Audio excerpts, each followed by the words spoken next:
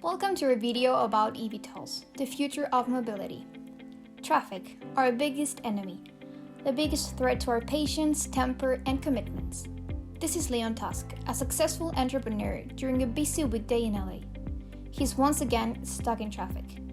Time is money for Leon, so he desperately wants to avoid sitting in his car for hours.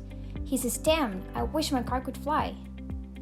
As the visionary he is, he already imagines if he could just fly out of this congestion problem. He arrives at his office and, still annoyed, he decides to do some research and comes across a concept which may turn his flying vision into a flying reality. The concept of E-VTOL, the abbreviation for Electric Vertical Takeoff and Landing. Leon Tusk defines must-have characteristics. It must be independent from runways, environmentally friendly, emit low noises, convenient and safe. So he appointed a group of his engineers to design an unparalleled model. Leon's team came up with a prototype which explains the key characteristics, various types, and designs, such as multiple small rotors, flying distance from 50 up to 300 kilometers in autonomy, velocity from 100 up to 300 kilometers per hour, and transportation from 2 up to 10 people. Leon Tusk's E-VTOL will offer 3 different applications: air taxi within cities, comfortable shuttle service to airports, and intercity flights. The team has also presented promising models that several companies have already developed. For example, Boeing, Bell Nexus, Volocopters, Overair, and the German company Lilium. E-VTOLs are already taking their first steps. Cities such as Los Angeles, Dallas, Dubai, Singapore, and Tokyo have already carried out projects with test flights to provide a positive user experience. Dubai and Singapore will start their commercial operations in the near future. So will the Uber Elevate project in some US cities, which is planning to go commercial in 2023, flying short distances with a pilot and only in the city. The team has made their predictions on how E-VTOLs will become an everyday service in the near future.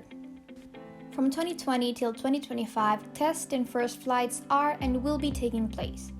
From 2025 till 2030, as technology will continuously improve, other megacities will offer the service, relying on longer flights covering a distance up to 250 kilometers and carrying 3 to 5 passengers. Flights will be more autonomous, but for safety reasons will still be monitored by a pilot. After 2030, pilot-free will take place, celebrating a full autonomy. A further increase up to 300 kilometers and lower costs will make E-VTOLs accessible to a wider audience. Leon has his ideas and wonders what the right approach for setting up E-VTOLs might be, since it has a great potential but could face several challenges that may cause negative headlines, which he has already been confronted before in the past with other of his businesses. To avoid stepbacks, he defines key factors for success, which are manifold and complex. Infrastructure. An enormous infrastructure is needed with several helipads in a city, which need to be safe landing zones. However, they still can annoy building owners who don't want a helipad over their roof. Service providers, which will run the new mobility service safely, operate and monitor traffic, maximize the usage, and maintain clean the aircrafts. Public acceptance. The key to reach its full potential is that the service needs to clearly prove their advantages to a wider public and gain their acceptance. The higher the acceptance level, the higher the toleration for E-VTOLs downsizes, such as noise pollution or the visual disturbance caused by the many flying objects in a city. Regulations. Regulations must be created to ensure passenger security, prevention of piracy violation, and up-to-date facility certifications. Being confronted with these facts, Leon Tusk continues to work on his E-VTOL plan. And welcome to the year 2030, when Leon Tusk has finally established E-VTOL successfully.